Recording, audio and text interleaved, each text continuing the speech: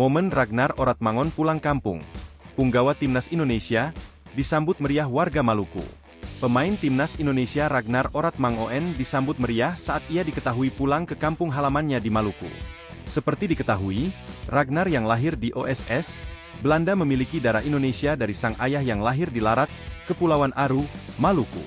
Ragnar Oratmangun diketahui pulang kampung usai membela Timnas Indonesia di kualifikasi Piala Dunia 2026 kontra Filipina. Ragnar Oratmangun terbang ke Maluku untuk mengunjungi keluarganya di sana.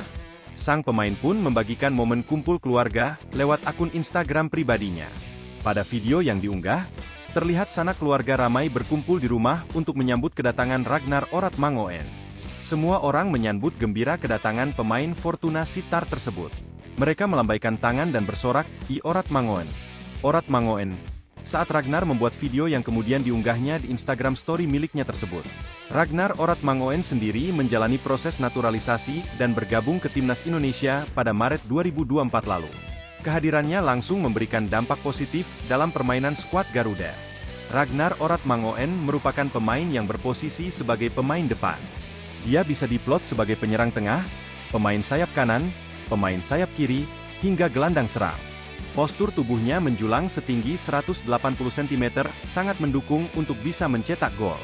Ragnar Oratmangun juga bisa jadi andalan dalam set piece. Dia sejauh ini telah tampil 7 kali membela Fortuna Sittard di Eredivisie. Hanya saja memang dia belum mencetak gol dari 7 laga itu. Kesempatan bermainnya masih terbilang minim. Hanya mendapat 89 menit bermain jika ditotal. Memang ia selama ini kerap turun ke lapangan dari bangku cadangan. Namun tentu saja, jika diberi kepercayaan lebih bukan tak mungkin Ragnar bisa menjadi pemain yang membantu dan berkontribusi untuk tim. Download Tribun X sekarang, menghadirkan lokal menjadi Indonesia.